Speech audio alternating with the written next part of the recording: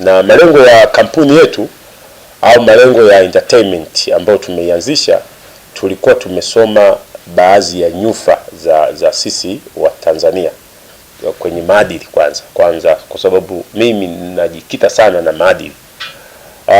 Tumeona sehemu nyingi tumeanzisha mashindano ya uimbaji ya nini.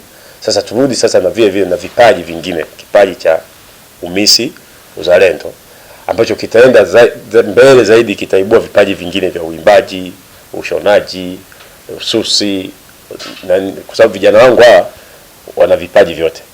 Wana vipaji vya uigizaji, wana vipaji vya ususi, upiga kamera.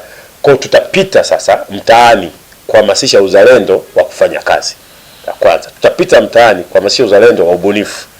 Tutapita mtaani kuhamasisha uzalendo wa kuungana pamoja, yani kuwa na umoja.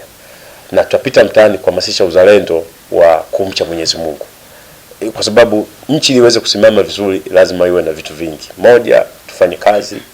Pili, tuwe na nidhamu. Na ndio maana misi uzalendo wetu sisi atakuwa tofauti kidogo. Atakuwa ni mtu ambaye mavazi yake yataonekana ya heshima. Ndio vigezo vingine. Lugha ni lugha mbili sahihi, ya Kiswahili na ya Kiingereza, zote awe anajua kuongea. Lakini pili, awe mzalendo. Ukimuona ataonesha kazi zake za kizalendo ambazo amewaifanya au anategemea kuzifanya. Kwa kuna njia mbili, anaweza kawa ameshindwa kuzifanya. Na kazi hatumaanishi zile kazi za fedha. Kazi yoyote ya kizalendo isiyohitaji fedha, hata mawazo ni uzalendo. Hata ushawishi wa jambo fulani, anaweza kawa ameshawishi amani, ameshawishi mshikamano, amekuwa balozi mzuri wa kuunganisha watu kwa aina yoyote ile. Na ndio maana tumeamua sasa kuja moja kwa moja kwamba tutaenda kwenye mitaa, tutakwenda kwenye kata zetu za Mbeya jiji, za mkoa wote Tanzania nzima. Lakini kwa kwanza tunaanzia hapa Mbeya jiji. Tutasambaa Mbeya jiji, tuhakikishe kwamba tuna mshikamano wa pamoja, tunaimba kwa pamoja na Rais Magufuli kwamba tufanye kazi. Tutawaonyesha kuna kazi zingine hazihitaji mtaji, tutaenda kuhamasisha. Lakini tutahamasisha hata makundi yale ambayo ya vijana ambao tayari wameshajiajiri kwa nguvu zao wenyewe.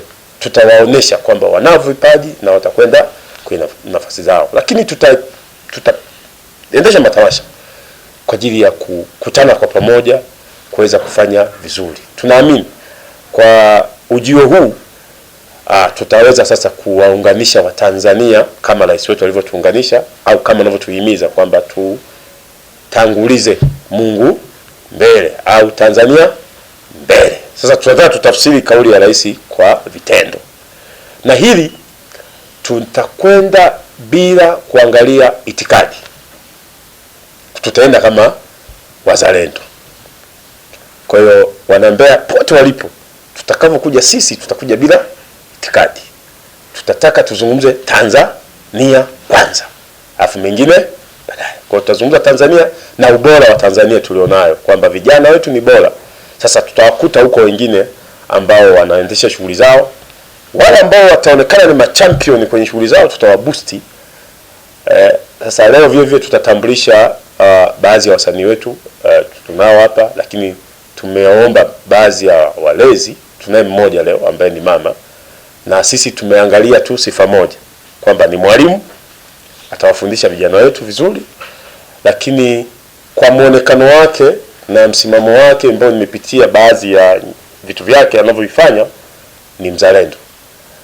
Nimeona ni mzalendo. Kwa hiyo atakapokuwa anakuja na hapa malezi hawa vijana, atakuwa na washauri.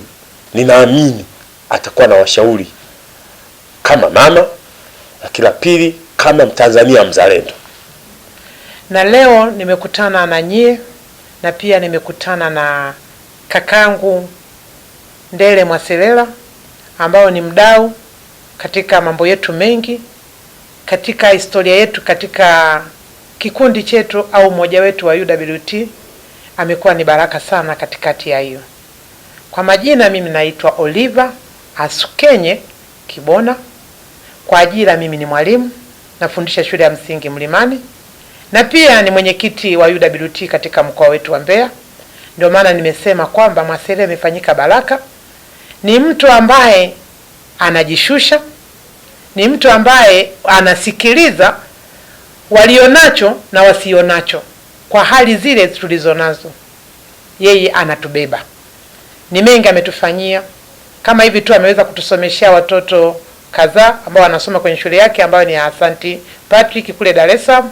Yuko tayari kuwasomesha, na bado tunasubiri posti ambazo zitatoka mwezi wa 7 ambao watakuwa wamepangiwa na government kuwasomesha watoto wa sayansi 10.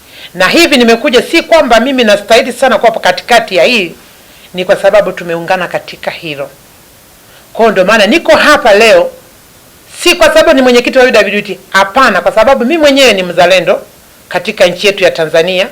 Ni mama ambaye niko tayari kutumika, si kwamba sababu nilikuwa hapa nipo kwamba ni UWT, ni bado nilikuwa ni mwenyekiti wa YWCA, ambao ni jamii ambayo inalea watoto wa Kitanzania ambao tumewasaidia wajane, wagane, yatima ambao mpaka hivi leo wana kazi zao za wedding, wengine ni washonaji, wengine mpaka hivi ninavyosema ni walimu, na wengine wamemaliza form 6.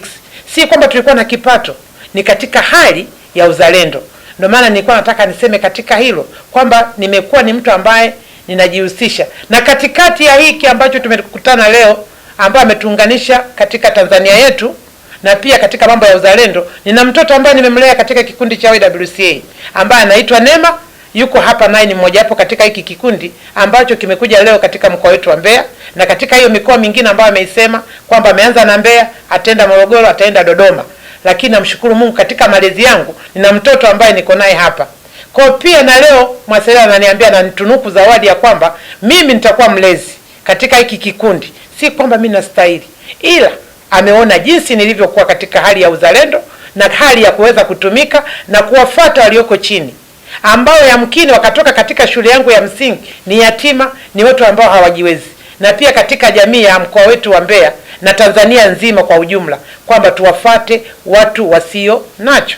Kuwa mzalendo haimaanishi utuigizie tu nje. Tunatamani uishi katika maisha ya kizalendo, na sisi tu support ama tutie nguvu yetu pale ambapo wewe mwenzetu utatuonesha uzalendo wako. Mtanzania, mtoto wa kike, haijalishi una umri gani, tunatamani tuone jinsi gani pale siku tutakayotambulisha kwamba leo ndo tamasha, unatuonesha nini cha kizalendo ulicho nacho ama unachokifahamu ama ambacho ungependa ushirikiane na sisi wengine tukifahamu. Yawezekana tunahisi tunafahamu kila kitu kuhusiana na uzalendo, lakini una kitu bado unatamani kitoke watu wengine wakifahamu. Hastahili kabisa kushtuka, basi usishtuke. Tanzania Yangu Entertainment, hii ni taasisi kubwa sana ambayo inataka irudishe ule uzalendo sahihi wa Kitanzania, ule uzalendo ambao ulipiganiwa na mababu zetu miaka hiyo. Lakini pia rais wetu Mheshimiwa John Joseph Pombe Magufuli ambaye anafanya jitihada kubwa sana. Tanzania tuungane pamoja, tushikamane na tufanye mambo makubwa kuipeleka mbele Tanzania na sio kurudisha nyuma. Basi hilo ndilo jambo ambalo Tanzania Yangu Entertainment inakuletea wewe binti, wewe kijana wa Kitanzania, na hata yule mzee ambaye atastahili kuleta jambo lolote zuri kwa Tanzania Yangu Entertainment. Fedha yake nzuri tutamkaribisha. Hakuna uchafu kwenye Tanzania Yangu Entertainment. Tanzania Yangu Entertainment. Lakini pia na vipaji vingi. Mimi ni mchekeshaji, naweza kurap kwa maana ya kuimba, lakini pia ni mtangazaji mzuri tu. Karibuni ndani ya Tanzania Yangu Entertainment. Mwaka huu, mwaka 2018 tumeanza na binti wa Kitanzania. Tutamletea jambo ambalo kwake sio dogo bali ni kubwa sana kama ataliona kwa upande wa fursa. Tumemletea Miss Uzalendo. Kaa huko, jiandae vizuri, shona nguo yako ile ya kitenge tu, shona vizuri, iwe ndefu safi kabisa. Lugha yako ya Kitanzania ambacho ni Kiswahili, zungumza vizuri. Una Kiingereza kile kizuri ambacho kitaweza kuboreshwa pia na hii Tanzania Yangu Entertainment ili ukafanye wonders huko mbele. Hii ndiyo Patrick Mission High School iliyoko Mivumoni, Madale, Dar es Salaam, iliyoshika nafasi ya 3 kitaifa matokeo ya kidato cha 6. Mabingwa wa masomo ya biashara na lugha kidato cha 6 mwaka 2017. Imetoa wanafunzi 2 wa kike katika 10 bora. Sasa wanasajili kidato cha 5 mwaka 2018 na wanaorudia mtihani kidato cha 6 na cha 4. Mafanikio yangu ni kufuatilia yale ambayo walimu wangu walikuwa wananipa shuleni, na pia nidhamu, kitu kikubwa sana kinachomwezesha mwanafunzi kufaulu. Imeongoza masomo ya Kiswahili, Commerce na Accounts. Sasa wengine wanafikiri labda ni mara ya kwanza. 2009 sisi tumewahi kuwa wa kwanza masomo ya biashara. Account au somo la uhasibu ndio wa 5 Tanzania nzima, Kiswahili ni wa 3 Tanzania nzima, Kiingereza tumefanya vizuri, lakini kwa ujumla wake tumetoa daraja la kwanza na la pili. Wasiliana nao kwa simu namba 0678477869.